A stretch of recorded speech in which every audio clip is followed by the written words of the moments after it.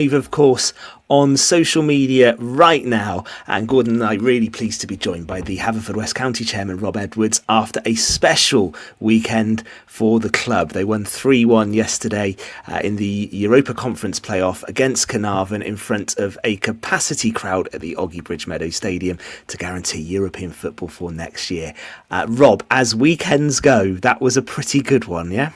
Yeah, I mean, it's the Carlsberg weekend. I think that was even beyond our wildest imagination, to be honest. But yeah, it's amazing for everyone involved, from obviously through the academy with what they achieved on Saturday and what they've achieved all season, winning the treble. Saturday and Sunday really with a culmination of just a great season across both teams and kind of the club as a whole. So to finish the job on the same weekend, I think we were a bit aggrieved that we had to play both on the same weekend, particularly with obviously some of our academy players would have potentially been involved in the first team, and that kind of ruled them out a little bit, having to play two, obviously up in Wrexham as well, which obviously not a bit more convenient for our rivals on Saturday. But in adversity, they've come through amazingly, and yesterday I think we deserved it on the run of play, and I think the spirits have been good leading up to the game. I think it's easy to get nervous, but I told everyone that would listen that there's nothing, not a fibre of my being, that would comprehend that we won't win that game. Like it's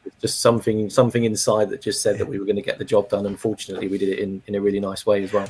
I must admit, we had Dylan Rees on this show last Monday, and I don't know, it felt a bit different, I thought, this time. I think the home advantage was obviously a big thing, but I wouldn't labour that point too much, because you earn home advantage in that format, don't you? By where you finish in the table. So yeah. and all you do then is you take advantage of it. But I just felt Dylan was very assured. He seemed like there were lessons in that dressing room that had been learnt from what happened 2 years ago, and I think that made us feel quite confident as well. Rob, did you notice that just in the build up to the game? It almost felt a bit more of a mature approach to it because of what happened 2 years ago.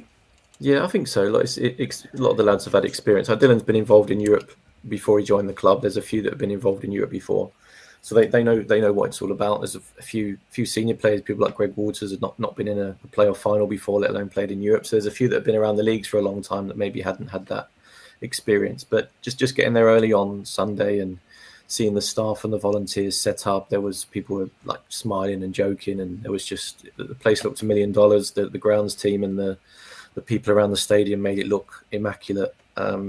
It was just a really nice vibe during the day, and the players coming in, you could see they just wanted to get out on the pitch and get going. There wasn't really an ounce of visible nerves, just I guess a confidence that they're going to get the job done. I think they've prepared well. Tony works them hard. There's always weighing up the fact that we've had a few weeks off and we match sharp, but then you look at Caernarfon, they've played a few games, maybe they're a little bit tired. Mm-hmm. So it's hard to really see. It's hard to see a benefit one way or the other. So I think we didn't really know kind of what the impact would be. But I think we were just really sharp. I think by the first 5 minutes we were really slick for the majority of that first half, and the game was probably won during that period. And we managed to manage the game in the second half really nicely. But yeah, there was just a confidence, I think, from me, from staff, from players, that we were just going to get the job done. And we know football has a knack of smacking you back down to reality sometimes, but fortunately not this weekend. And it's probably the best weekend that in the club's history. I think with what we've achieved is incredible. Yeah, Gordon, you've been watching Haverfordwest for many years, and you were saying that to Rob off air, but it's true, isn't it? Thank you. But you have, and you would agree, wouldn't you? That was some occasion yesterday for Pembrokeshire's side as well. That the whole community embraced that occasion yesterday. I was absolutely brilliant atmosphere there, wasn't it? You know, I was saying to Rob off air, you know, I can remember going to watch, no offence, but to watch Haverfordwest County back in the day when they'd only have 100, 150 spectators. We played okay football, but nothing at the level that these lads are playing now under Tony Pennock. It's such a proud Pembrokeshire man to watch them play the sort of football they're playing now.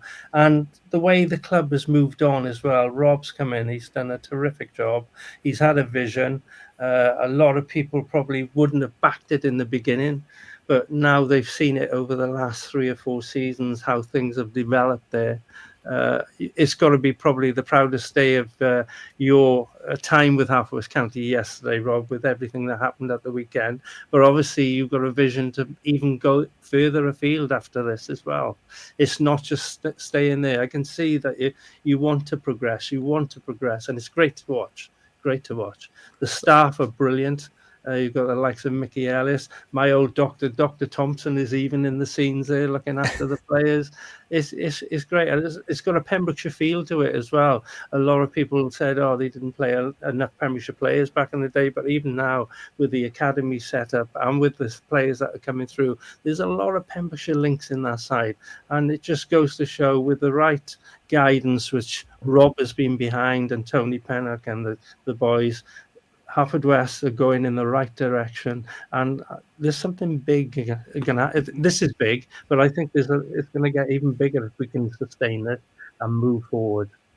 Yeah, I think it's probably not just one of the proudest times since I've been involved in the club. It's probably one of the proudest sort of professional achievements, I guess, that I've had in my working life, and I think that goes for Tony and Becky as well in terms of their role within making all of this happen. So it's definitely one of the proudest moments I've experienced in anything really. And look, we're so isolated where we are. We have to embrace Pembrokeshire. We need Pembrokeshire on our side, and we need to be able to go out and impact the community, which we've tried to do in a number of ways. And I think the fact that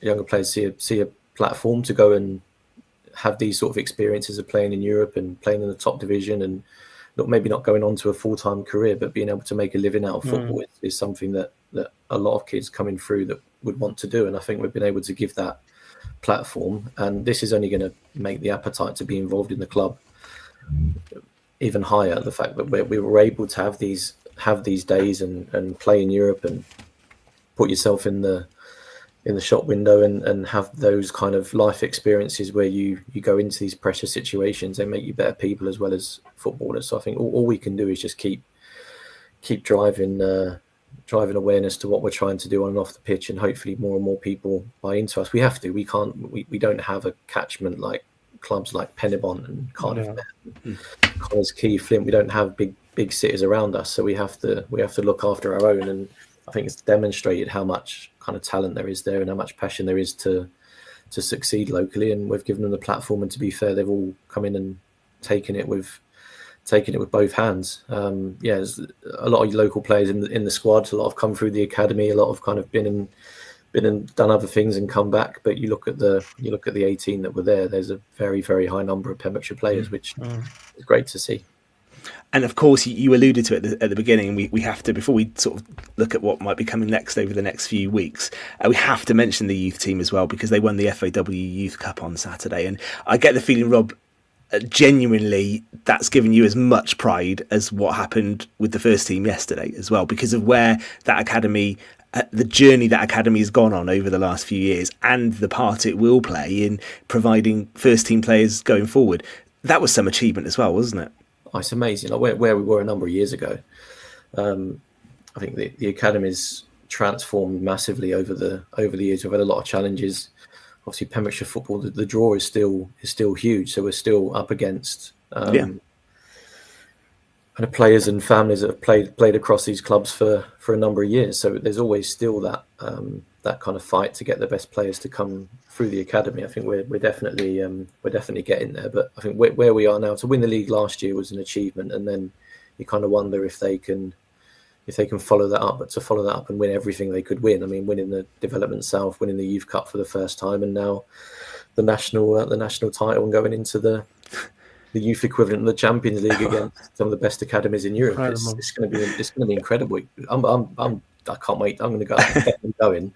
Definitely going to tag along to that one. And I think it'd be nice for some of the senior coaches to go and experience Geneva and be involved in the draw and sort of soak up that European vibe. I think it will be a great experience for them as well.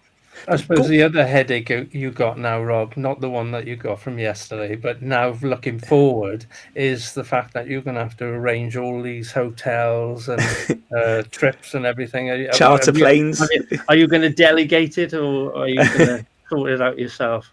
No, we've got a good team down there. That Good team, can do yeah. that. Good team. I'll just turn up at the airport and just tell me where to go. No, it's we've been tentatively kind of putting things in place and trying to find companies to support us and get everything ready the best it can be. I know Tony's planned a number of different pre-season scenarios, and we've got a few ideas about where we can go to make sure we're best prepared. So now we know the dates of when things are going to happen. We can start to build everything around that. And once the draw's done, obviously we know where we're going and who we're playing when. But no, we've kind of tentatively had that idea of what we want to do. And I think last year it wasn't nice to have a break because we wanted to play in Europe, but I think we needed it, and we've come back a very different club than we were last season. And I think we've realised how much, although it was really challenging logistically, it took so much out of us, that how much we missed it. So I think we definitely learned a lot from the last time that we went, and I think we can do things. Look, I think we prepared really well. You can see that in the performances and the results that we managed to get. We did everything we could in the best way possible. But I think we'll learn even more and be even more prepared when we go into this again. So now we're just really excited to start. It's nice to be looking at hotels in Geneva for the draw. It's nice to be thinking about looking at Wikipedia and seeing what clubs are in the seeded section that we could end up going to. I think it's anywhere from Larne to Tashkent at the moment where we could go. So that's I mean, you did all right last year. Last time was North Macedonia and the Faroe Islands, wasn't it? They weren't easy trips, were they? So I remember talking to you about that at the time. Listen, a word for your manager, because I think every time you hear Tony Pennock speak, you can't help but be impressed with him. And whenever we've had him on the show, he talks so much sense about football, and it must be great for him to see the results of that hard work really prominently yesterday. Yeah, for me, he's the best manager in the league. I think I've said that a number of times. You look at the career he's had as a player, the career he's had as a coach, and the impact he's had in this team. I mean, he's been here 3 seasons and we played in Europe twice. We missed out on goal difference last season, even despite the kind of tough start that we had and how tired we were from Europe and not being able to probably recruit as well as we would have wanted to. Even with those challenges, we still missed out on the playoffs on goal difference. So if you look at what he's achieved over these 3 years, particularly last season, I mean, we've broken so many records, the highest finish for 20 years. I mean, he's been amazing for us, and that we're so lucky to have him. I think people don't realise what he does off the pitch as well. I think is probably doesn't get as much credit as he probably should in terms of how much he really invests in the club in every area. So no, we're so lucky to have him, and hopefully we've still got a couple more ventures in us yet. Yeah, I mean, the job he's doing, he will at some point, you think, might attract interest from elsewhere. I mean, the man he took over from, Nicky Haynes, managing in the Champions League now, isn't he? So I guess that is also proof of not just for players, but there's also a pathway for managers as well, because I think of the way the club's run. Yeah, I think the league's definitely improving. The eyes on the league are becoming more and more. I think you see a lot more players moving into the English system. I know Newport recruit heavily from the Cymru Prem. I mean, the fact that Nicky went off to Bruges is probably an anomaly to some extent, obviously because of his nationality and the background he had over there was probably more of the appeal than necessarily the job that he did at Haverfordwest.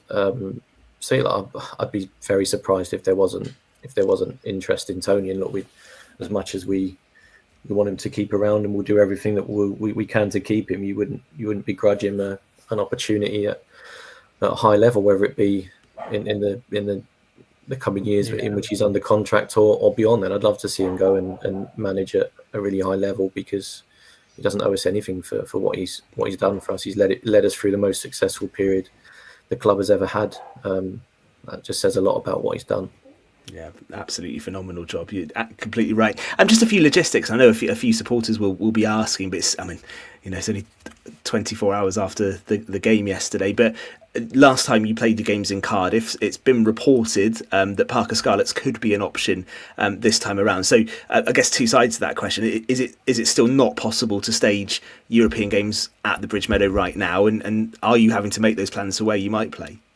Yeah, we're quite a way away from being able to play at home. It's not just a number of seats. It's just infrastructure. There's a lot of work to do. We're quite far away from that. But we've got plans to do that. But it's financially and logistically is not an easy thing to do. So yeah, we're quite a way away from that.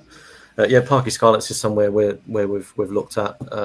Obviously Cardiff we played last time because the kind of agreement we had in place with the venue couldn't materialise for reasons out of our control. So we were in a position where we had to kind of react quite late. And unfortunately, although Swansea would have loved to have had us, Parky Scarlets would have loved to have had us, it wasn't possible with renovations and concerts and pitches being revamped. So Cardiff were very gracious to let us play there, and they were really good for us. And look, we made amazing memories there over those two games. But it's I think we'd love to play a bit closer to home and make it a little bit easier for everyone to come and follow us. So yeah, it's definitely a consideration. And obviously when we've got dates and everything tied down, then we'll be able to obviously formally announce where we're going. But yes, it's a consideration, yeah. Okay, and watch this space on that one for supporters. I'm sure will be wanted to know. So we'll keep a close eye on that, Rob. And what's the plan now? Because we said to Dylan last week, didn't we, Gord, that if you win on Sunday, you're going to be back training. You're going to be back training in a couple of weeks. And I guess that's not a million miles off the truth, is it? Really? No, I mean the first game's second week of July, so we're only 8 weeks away from the first tie. So no, it'll be a couple of weeks off. I think as we stand today, I think a couple more painkillers and a good night's sleep. I think for me and probably some of the others. But, well earned, yeah. Yeah, it's straight back in it. Like we're already planning the travel element and medicals and all the kind of the requirements that we have to have as a club to be able to participate. As I said, Tony's had a number of pre-season plans all ready to go, depending on the outcome of semi-final, final playoffs, winning playoffs, not playing in Europe. There's a number of scenarios that he's been working on already, so we're in good shape on that front. But I think it's important that the players have a couple of weeks off to regroup. But we want to be in the position where we're playing in Europe, so we have to accept that it's going to be I think. And also, Rob, you already said, Rob, it'll be interesting to see how the boys do have the 2 weeks off, come back into it, play in Europe, season starts, and let's see if we can kick that better than what we did after the last European campaign. Yeah. It'll be interesting to see how the boys react to that. I think we've got a nucleus of the squad already contracted for next season, and a couple more discussions ongoing. So I think where we finished the playoff last year, I think we lost 8 or 9 players during that summer for a number of reasons. So we had to recruit quickly. We probably didn't get the people that we necessarily were looking at. We lost out on a few players. We had to look a bit further afield and fill up a squad. And they did great for us in Europe. But you could just see the performances weren't as we would have wanted early on into that season. I think it took a while to adapt, but I think we've got the core of that squad still together. So I think that will make a massive difference. Yeah, when I have to try and bed players in and throw someone at the deep end. I think in Europe again, we had to look at the bench. There was, I think the oldest was 19 on the bench in these European ties. Mickey Ellis was sat there like the Pied Piper on the dugout with all these youngsters running around him. So I think we're definitely. Mickey was probably hoping to get on. But he can still play, Mickey. He can, mate. I know that. Got a wand of a left peg. Yeah. I think we're just on and off the pitch, we're in a much better position for this one now. And we've wanted this all year from the first time the players came in during pre-season. Everyone's wanted this opportunity to play in Europe again. So we're going to have a 48, 50-week season. Just what we have to do. Yeah. Well, listen, Rob, it's an absolute pleasure to talk to you, and thank you for coming on tonight. And it strikes me you've still got the appetite for this. This is the second time now you've qualified for Europe. It's gone very well, hasn't it, in terms of those early targets that you set when you first came into the club. And I bet you do have to pinch yourself a bit just to think about the journey you've been on since you've been the chairman. But is that appetite for you? Are you still motivated despite having achieved what you've achieved? 100%. No, I love every minute of it. Obviously, with the team in place now, there's a lot of the kind of day-to-day, the strategic aspect of it is kind of run internally. We give the kind of bigger picture, and then those in the club pick up that and drive it and expand. They expand their kind of our objectives, and they're all completely like passionate about where we think we can go. Yeah, we've had great success, and I think every time you have it, like with the first time we qualified for the playoffs, we said we wanted to play in Europe in 3 years. We did that, and after the joy of the day and excitement for Europe, you kind of take stock then and say, okay, well, what do what do we do now then? And obviously we've played that objective of wanting to be in the top 6, and we've achieved that, and finished third in the league is an amazing achievement, and we're qualified for Europe again. I think now we just need to make sure that we're a consistent top 6 team, and there's no reason in 2 to 3 years' time we can't be challenging for silverware as a senior club, whether it be league or Welsh Cup. We'd love to win either of those for the first time. So we've not achieved everything yet. And you look at TNS, they won the treble this year, and they're going to want to win the treble again next year. I think the success is something that will always keep you motivated, and having those objectives, and there's always something we can improve on. And we play in Europe, we'd love to win 2 ties and get as far as we can in that competition. There's always things that we can achieve that we haven't done yet. So no, still completely excited and motivated to just keep taking it as far as we can. Excellent stuff. Well, listen, Rob, thank you ever so much indeed. It's a pleasure to talk to you, as I said, and pass on our congratulations to Tony and everyone at the club. We're proud to support Haverfordwest County and to continue on this journey. And I look forward to you heading out to Geneva, talking to us from there, and then we'll all have to work out how to pronounce some of these teams you could potentially play against, and it's all going to go again. It's going to be an exciting summer, I think, for everyone at the Bridge Meadow. Thank you for your time, and congratulations once again, Rob, on a brilliant weekend for the football club, the best in the club's history. Gordon and I will be back for the final part of tonight's Pure West Sport next.